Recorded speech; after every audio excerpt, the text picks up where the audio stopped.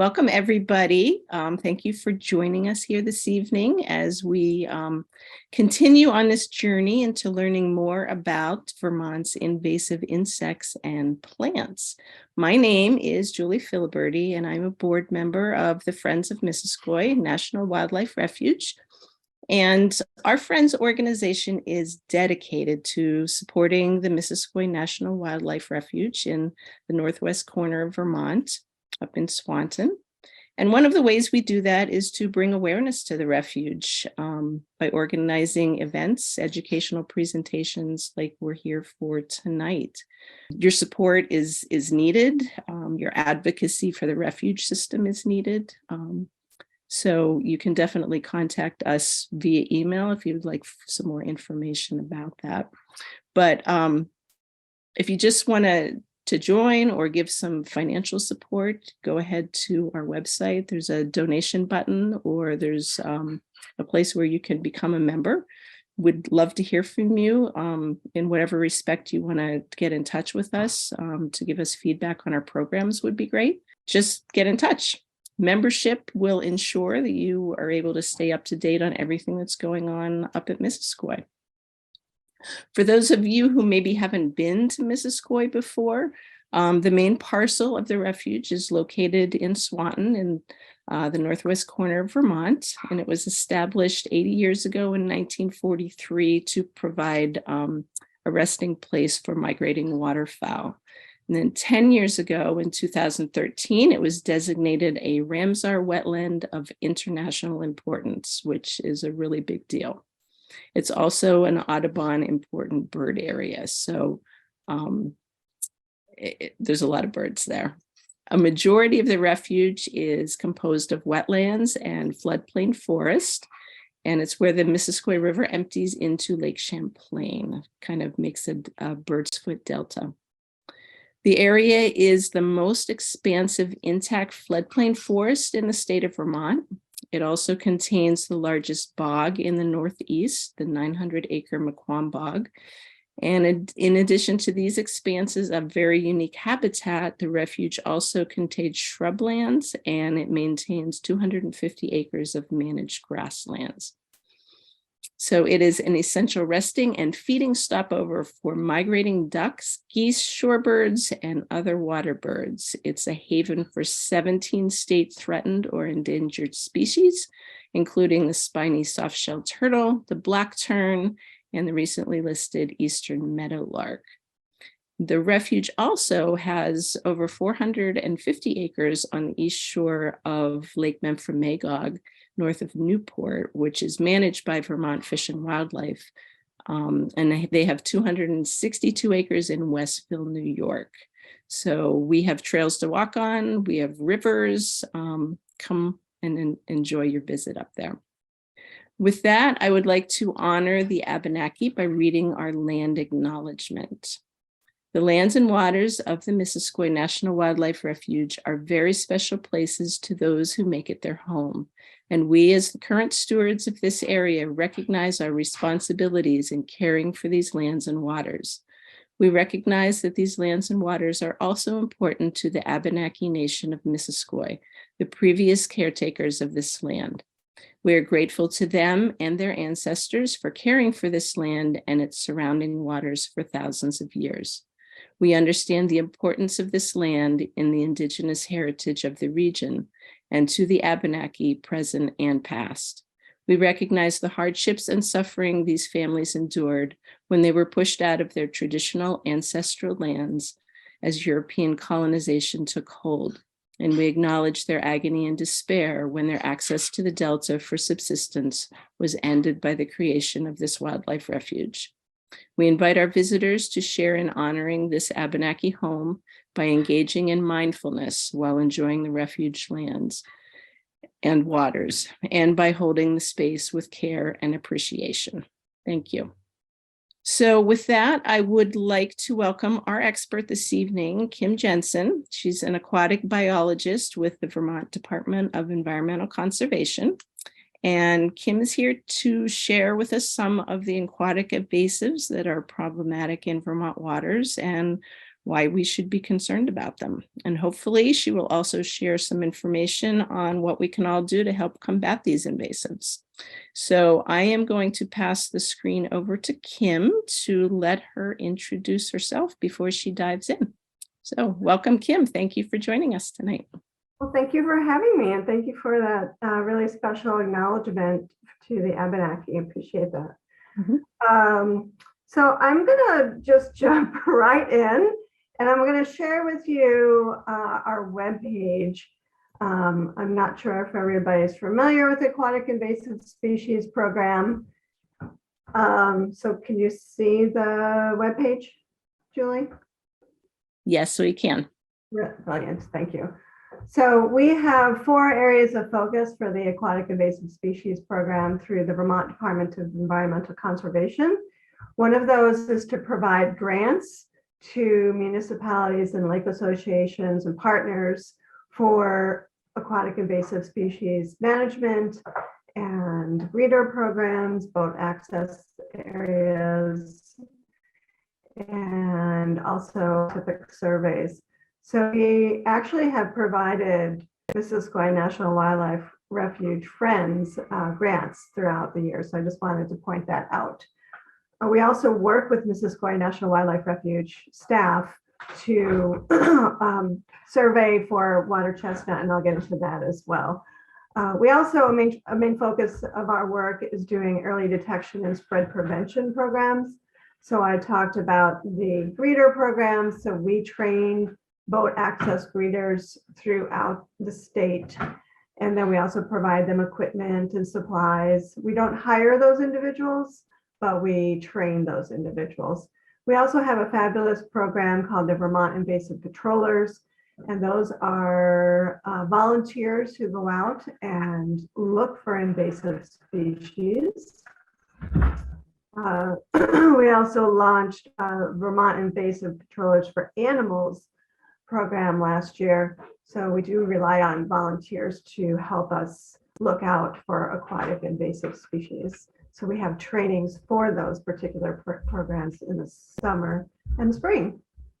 Finally, we also do a lot of monitoring throughout the state. So we monitor at high risk priority water bodies throughout the state for zebra mussels and spiny water flea, and also for early detection, rapid response events for any new aquatic invasive species introductions in the state.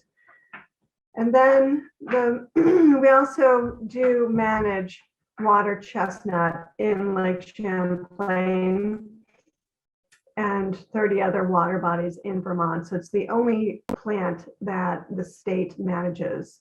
And we've received a federal grant to do that. And I oversee 4 contracts for mechanical harvesting in the southern location of Lake Champlain, and then some other water bodies that do, where we do hand pulling. And we also hand pull in Lake Champlain too. So I'm going to share my presentation for you today, but I was wondering if anybody had any questions about the Aquatic Invasive Species Program before I jump into the presentation. Okay, don't see any hands or anything in the chat box. So then I will share my screen for the presentation. And put it in. My computer is very slow right now. Okay, so aquatic invasive species, what are present, what are likely, and what are those we definitely do not want? So we have a number of aquatic invasive species in Vermont. This is a list of them. I'm going to be talking about these plants and animals in Vermont.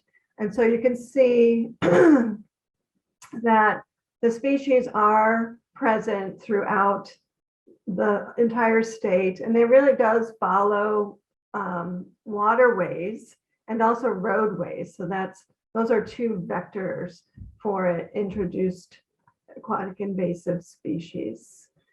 So, the top contender is definitely Eurasian water milfoil.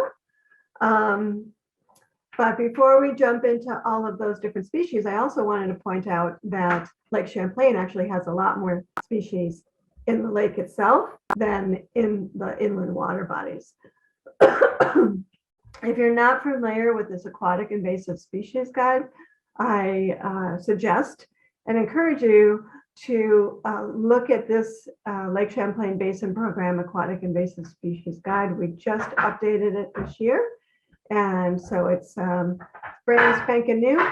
It should be available in many locations, such as Lake Champlain Basin Program, and hopefully the refuge will get some copies as well for folks to be able to take a look at all of those different aquatic invasive species.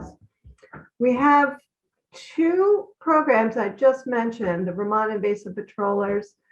So these are really great guides that if you are interested in learning more, you can download these guides from our webpage. And we just kicked off this Vermont Invasive Patrollers for Animals last year because we don't know how many invasive animals are found in Vermont water bodies, such as the Chinese banded mystery snail. We know they're here, we just don't know a lot about where they are. So this was one program that we launched to ask citizen scientists and community scientists to help us figure out and map where they might find these species. The other invasive patrollers program is with plants, and that has been around for 40 years. So we also have a guide, and that lists all of the invasive plants that are found in Vermont and how to survey for them. We do trainings for the invasive patrollers in the spring and the summer. Excuse me. Excuse me. So the aquatic invasive species of concern are listed here. So we have all of these species. And then we have these animals that are listed, and we have some that are in the neighboring states as well. So I'm just going to list and go through each one of these. And I think I might ask for a glass of water from my partner too. Excuse me. So when you're looking at aquatic plants, you want to look at like where they are located. So whether they're submersed or whether they're floating on the top. And then there's also emergent plants as well. So I'm not going to be covering emergent plants. Those are mostly littoral species. Actually, Elizabeth Spinney might cover some of those. We kind of cross boundaries in some species, but I'll be talking about submersed and floating leaf plants. Thanks.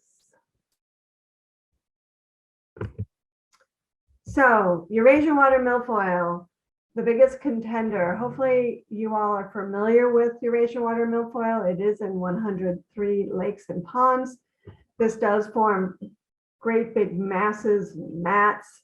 If you take a closer look, it has dissected leaves, and this is considered one leaf here.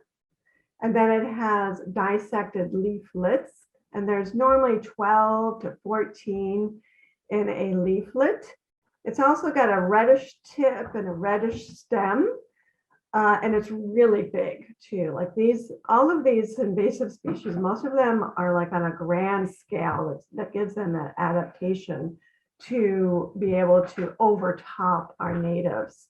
And we do have a number of native milfoils as well. Before I get to those native milfoils, we also have variable water milfoil. So it is in Lake Champlain.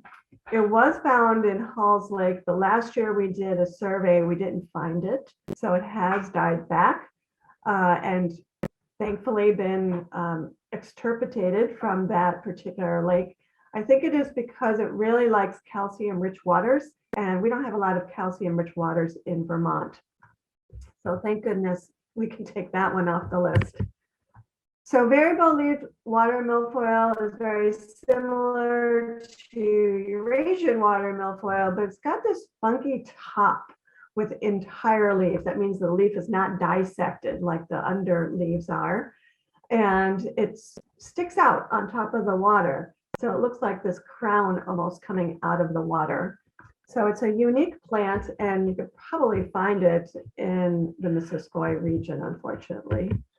So we do have a number of native water milfoils that are lovely.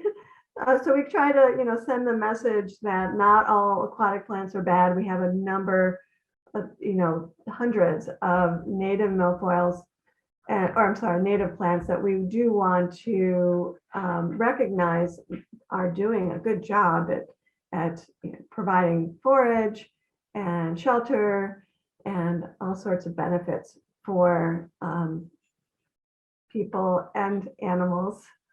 So this is a list of some of the water milfoils here. We also have a number of other submerged lookalikes that you may know about. So we have the bladderworts that have little bladders along their dissected leaves. We have coontail that kind of looks like it, but coontail doesn't have that dissected feather-like leaf. It has more of a branched leaflet. So those are two wonderful species that actually moose prefer to eat. One of the other invasive species is curly leaf pondweed. And this is found in Lake Champlain. I don't find it as frequently as Eurasian water milfoil. I see it kind of in groups here and there, but it doesn't seem to take over in locations. So this is a pretty neat looking plant because it has lasagna-like little leaves. And those lasagna leaves also have serrations or teeth along the edge of the leaf. So that's one way to tell it apart from some of our native species, our pondweed species, because our pondweed natives do not have teeth along the edge of the leaf. And again, these pondweeds are really important. Those fruiting and flowering tops are preferred by waterfowl. So all those wonderful waterfowl that frequent Missisquoi National Wildlife Refuge and other refuges are really feeding on those tips and that fruit. Brittle naiad, also found in Lake Champlain. This is an interesting, kind of like a ground cover. If you pick it up, it feels like a Brillo pad. So that's how it's gotten its name, its common name of brittle naiad. It also forms clumps here and there. It doesn't seem to take over like Eurasian water milfoil. And this plant also has teeth on it. It seems that's a common theme for these invasives. They have teeth. So you can see and look closely at those serrations along the edge of the leaf. We also have some native naiads that form that carpet on the bottom of lake beds that keep nutrients from escaping, and they also hold in the lake bed from eroding.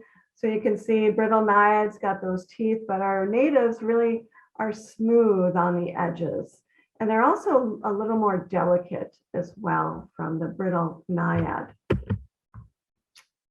European frogbit, also found up in Missisquoi National Wildlife Refuge.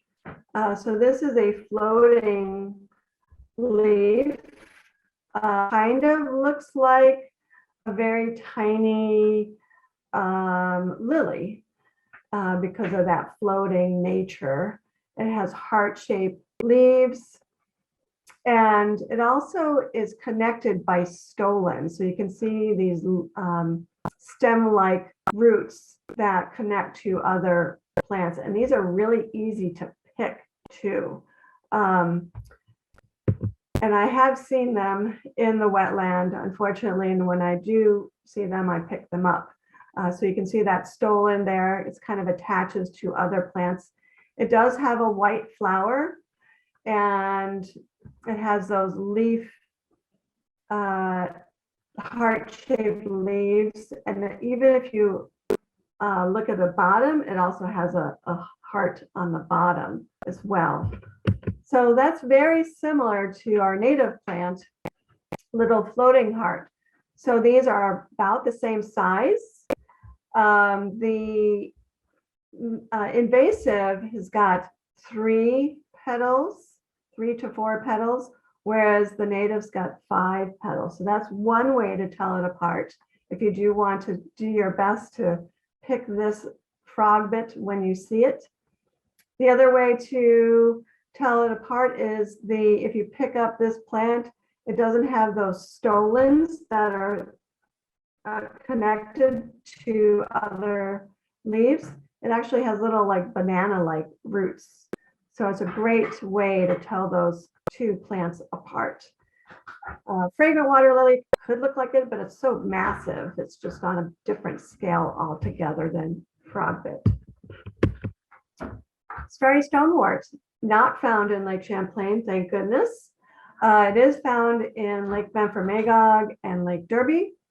Oh, so this is another bed plant. It forms a carpet on the bottom of the lake bed. And this plant is very unique. It's actually a macroalgae, and it forms these dense clusters. You can see that there.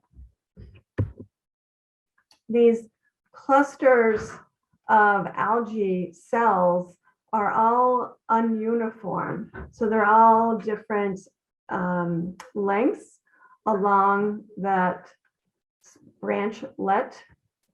And they're also covered in like a white calcium at times. And then they have these really interesting fruiting bodies called bulbils that look like little stars. And that's how it's gotten its name. We do have native stoneworts. And our native stoneworts is also called muskgrass or cara. They all have the branchlets that are uniform, so they're all the same size. So that's a great way to tell the native from the invasive. I hope you're all familiar with water chestnut, because that is a huge problem at Missisquoi National Wildlife Refuge that actually was really under control up to this past year, where they found, unfortunately, a huge patch of almost 900 plants. So this is an interesting floating leaf plant. It forms a rosette, and then it has an under stem that looks very much like Eurasian water milfoil. It has those dissected leaves underneath. So here's that dissected leaf and the floating rosette, and the stems of the leaves actually have a little air sac in there, and that's what keeps them floating. They have white flowers, and those white flowers turn into a fruit that is green and very pointy. When it's no longer viable, they turn black and they look like these little alien faces almost. And those barbs have little thorns on them. So if they stick inside you, they can actually really cause you to harm yourself and bleed. And these barbs stick into waterfowl feathers. So that is one way that this plant is able to kind of move to different places. So I'm not sure there's really any native lookalikes to water chestnut. It's very unique with that triangular leaf. There's not too many other floating leaves that look like that are pictured here. So those are the species that we have. And now I'm going to cover the species we don't have, and we definitely do not want to have these. Our biggest threat right now is hydrilla. So hydrilla was found in the Connecticut River in Connecticut and in southern Massachusetts. And I was actually part of the early detection for that species. I went down to Connecticut to do the surveys because they don't have an aquatic invasive species program down there in Connecticut, unfortunately, which is probably why this plant was able to thrive.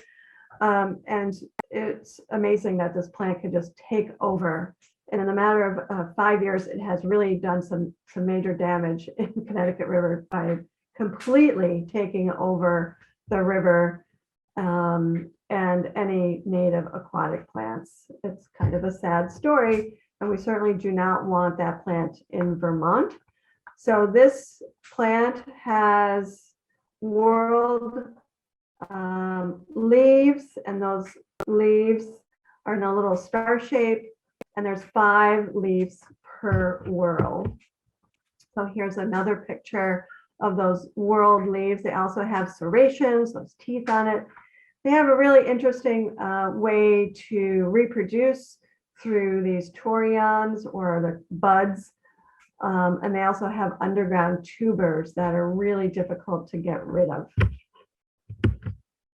Brazilian elodea is another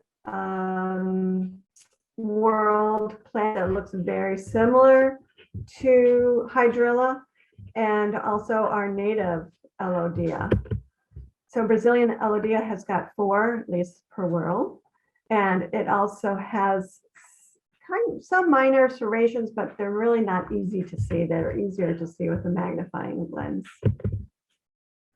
So here's our native plants that look very similar to these, but fortunately, our natives have 3 leaves per whorl.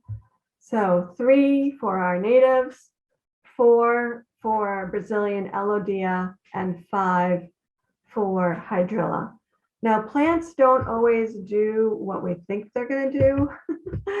They don't stay on course to just do what's in the textbook.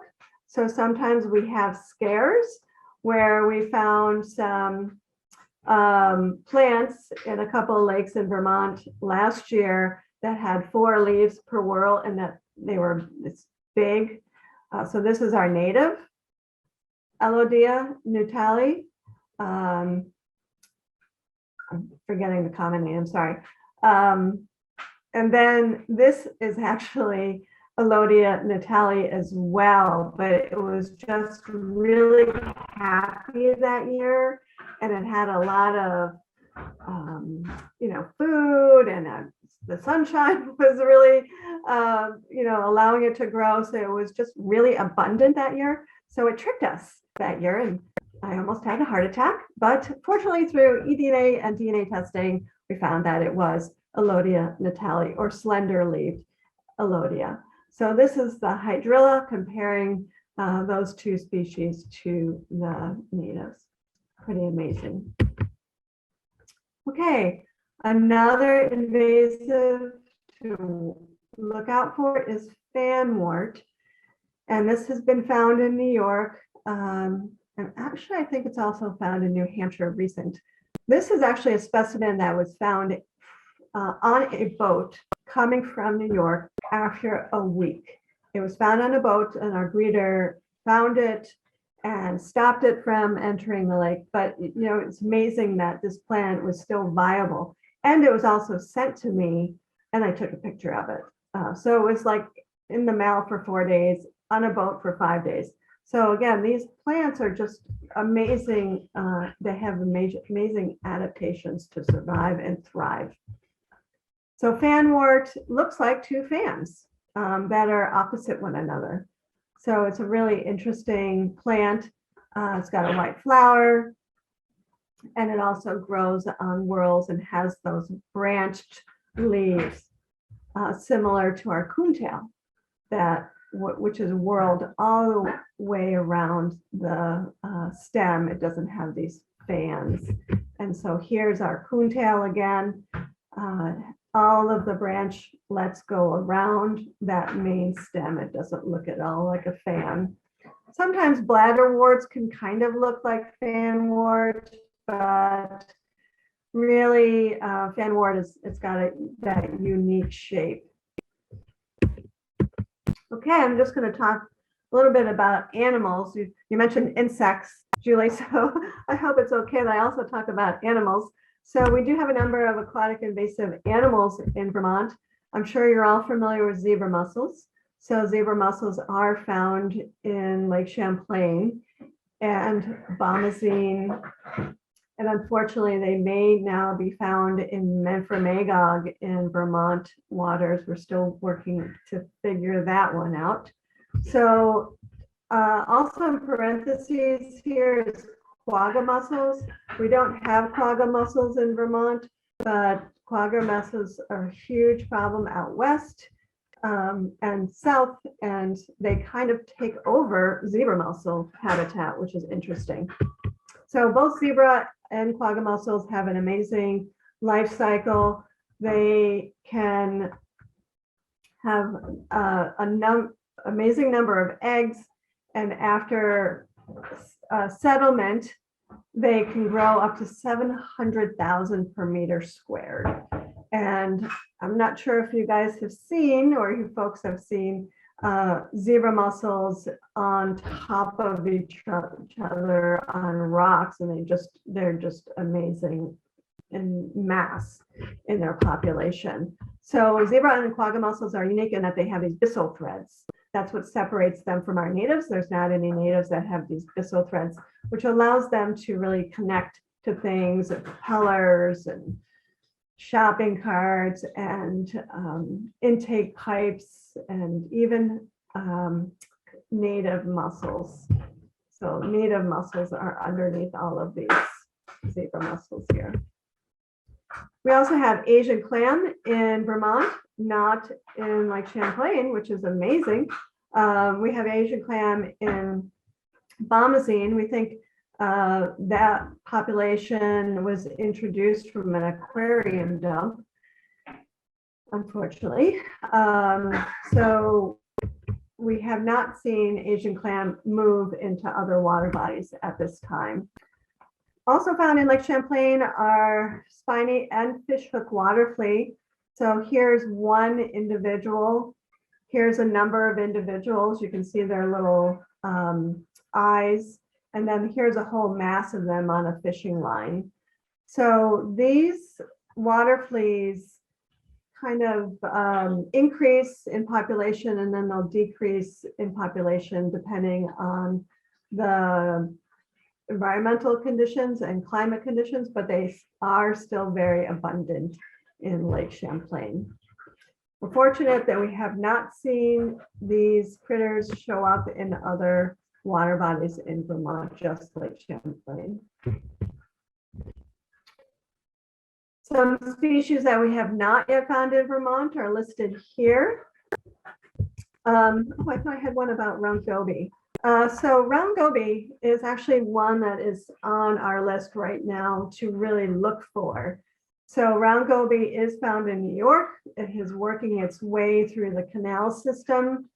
Lake Champlain Basin Program, Vermont DEC, New York DEC, and Quebec are really coming together and completing an early detection rapid response plan for round goby and trying to thwart it from entering Lake Champlain.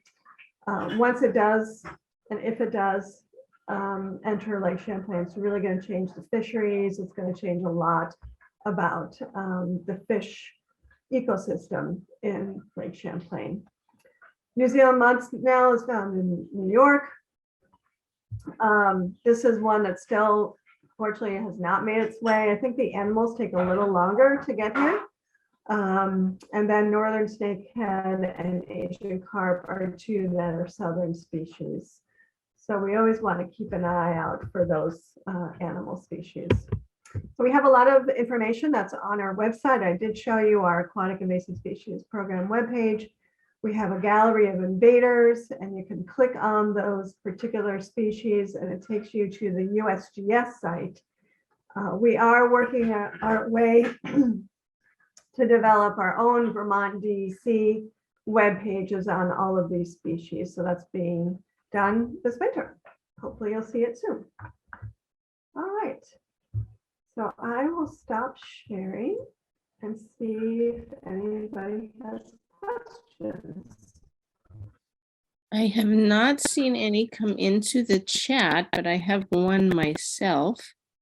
So you mentioned the guide, the invasive species guide that you've just kind of done a new edition. So I'm noticing that a lot of these really look the same. Me as a novice, there be no way, I mean, other than water chestnuts, I don't think I could tell any of those other ones apart because they really do have very similar structures. So what would be the best way to be able to positively ID one of these and be sure that it wasn't invasive and it wasn't a a local species? It's a great question, Julie. I think if you want to really become adept at it, you can join our trainings. So we have the VIP training that really dives into these plants. We go through, we have that manual that I shared with you. So you can either download or look through that manual because it has the species and then the lookalikes. And within that manual, it points out to those characteristics that are different. So that's one way. I'm going to be having, I think, a VIP training at Maritime Museum this year. So that's probably the closest one for you folks if you'd like to join it. So I actually bring specimens with me so you can actually see the specimens. And especially if you're a visual learner like me, I need to feel things and touch things to really get to know them. So part of that training is actually going in the field as well and looking at things and finding things. Is that a free training that you provide for that? Yep. And so that training schedule will be posted on the webpage when we have that together. Great. So another question. So you mentioned that the water chestnuts are the only thing that Vermont actually does management for at this point. Do you foresee that changing and something coming down the pike that is going to be a serious enough problem that Vermont will need to address that? So for new species, we would do an early detection and rapid response event to eradicate any new threats. Starry stonewort was one such new threat, but we didn't find out about it until it was too late. And so that's why it's really important to have volunteer invasive patrollers who are on the lookout. And that was actually reported by a VIP who had been recently trained, gone to a local water body and found it, and then reported it to us. But once we got there, where it's like it was too far gone. So also starry stonewort, there's not an effective treatment either for that particular plant. For a hydrilla, there's also not a particular excellent management option. So a lot of these invasive species, unfortunately, there's not a practice that would be able to eradicate it, unfortunately. Hydrilla, there's not. So early detection is really the best method. And we do, as a staff, any new introductions that do happen in Vermont where, if somebody reports it to us, we're immediately on the scene and try to hand pull it or use diver operated suction harvesting to get rid of it. And hopefully we get it when it's in a small population and it can be eradicated and herbicides aren't needed. Sue asked a related question there. If an invasive species is identified, how do we eradicate it? So it's pretty much manual getting rid of it. Yeah, it depends again on the population size. So hopefully we get at these new infestations when it's small and manageable.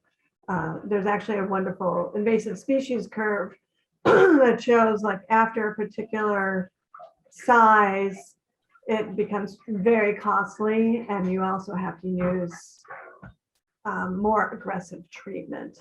So part of what my team and the state prioritizes is to do early detection and rapid response as much as possible. And that's kind of where the patrollers come in to be able to spot things like that. Exactly. I think it would be great if the Friends wanted to, host a VIP program and train volunteers to be patrollers. We could definitely talk to you about that for sure. Great. Yeah. I have personally helped with, not at the refuge, but at the Black Creek area in St. Albans, pulling water chestnuts out of there. And I can attest that it's a very mucky but fun, satisfying job. Excellent. Well, you'll be happy to know, Julie, that population, again, found by Vermont invasive controller and a scientist, they kind of found it at the same time, reported it to us. I think the first year was like 15,000 rosettes. Last year we found 385 rosettes. That's a success story then. Yes, and that's why it's so important to get those things early so it doesn't get beyond what your abilities are. Right, right. So I see a question about the red stem and tips. Those are just two really helpful characteristics for Eurasian water milfoil. Really is helpful to dissect the plant, look at that whorl of stems, and then count the leaflets. So our natives can go up to 12 leaflets, and then Eurasian water milfoil is like 14. So as soon as I start counting 14, then I'm like, oh, Eurasian water milfoil, especially if it does have that red stem and tips. But we do have a lovely milfoil Farwellies, that's Farewell's milfoil that's red. So that's why you need the many different characteristics to identify a species. So yeah, I suggest you all check out the VIP guide, and we also have a key to common aquatic plants as well on our website. So we developed that a couple of years ago, so you can get to know not only the invasives but also the natives and kind of key out the plant based on those characteristics. Carol asked, if an invasive is pulled, do native plants quickly fill the bare area where they were removed from? That's a really good question. It really depends on the plant. So just like terrestrials, invasives sometimes like to go where it's disturbed. So whether that be a beach or whether that be an area of erosion that had happened from a storm or currents or whatnot. So often they're exploiting a niche that's not covered. But then once they're in that location, then they can certainly move into native habitats. So I'm trying to think of, like, when we pull water chestnut, there's often other plants that are kind of waiting in the wings that are native. So you go back to that site the following year and it will be lilies. So I think in most cases, natives will come back.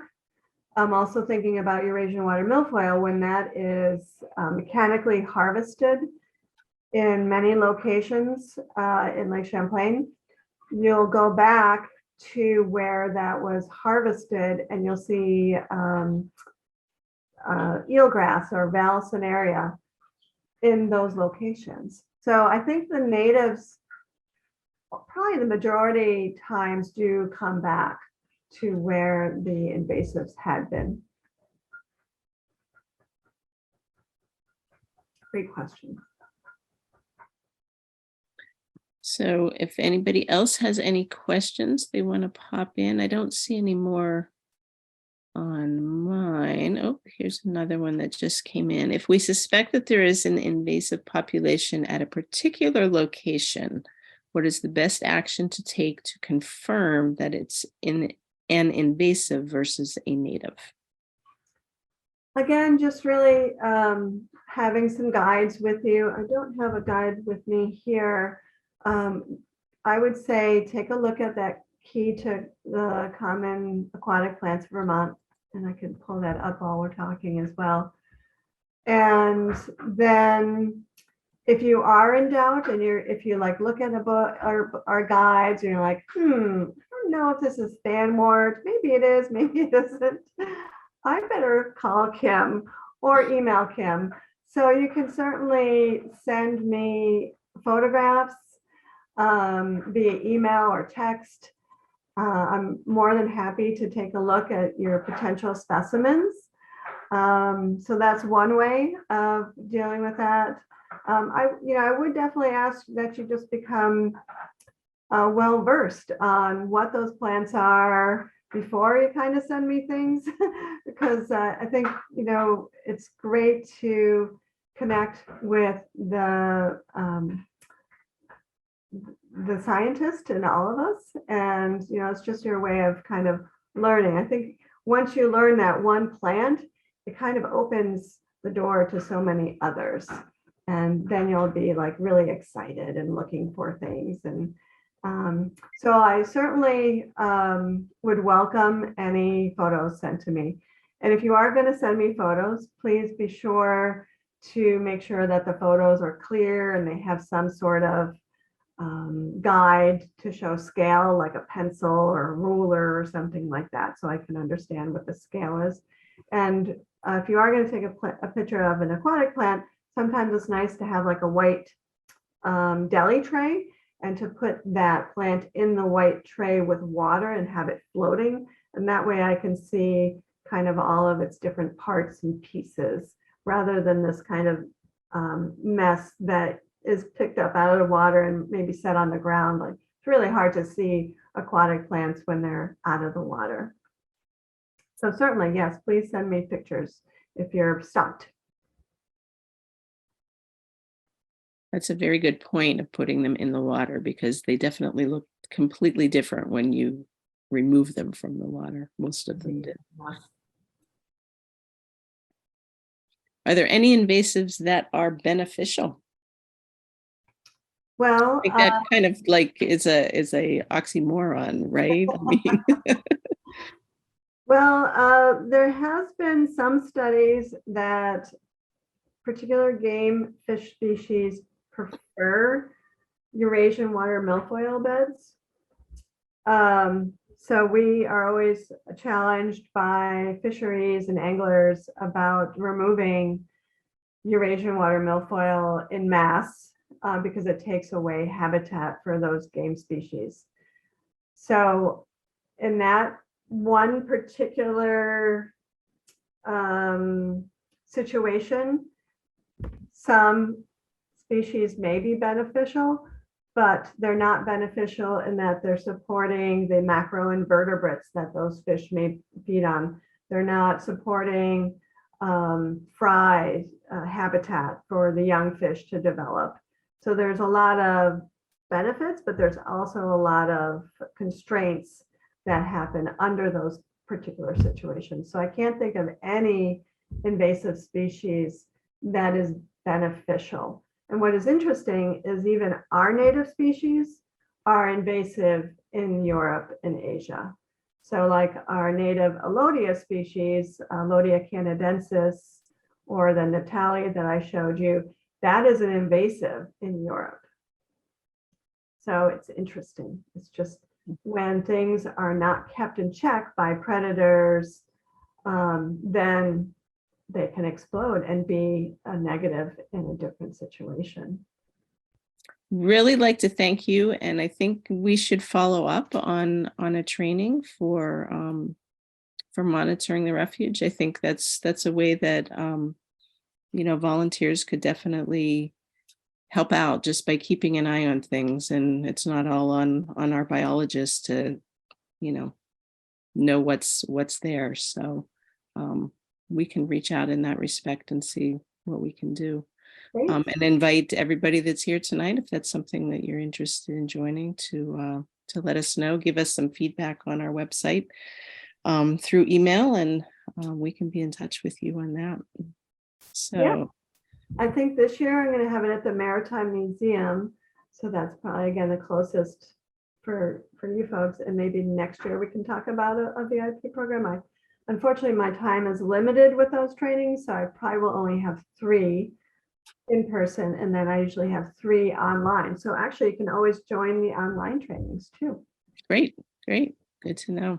Okay. All right, well, thank you so much, Kim. You flooded us with lots of information, and now we just need the waters to open up and not be too chilly so that we can go out there and see what we can find. There you go. Well, happy paddles. Thank you. We appreciate it. Thank Good you. night, everybody. Good night. Bye-bye.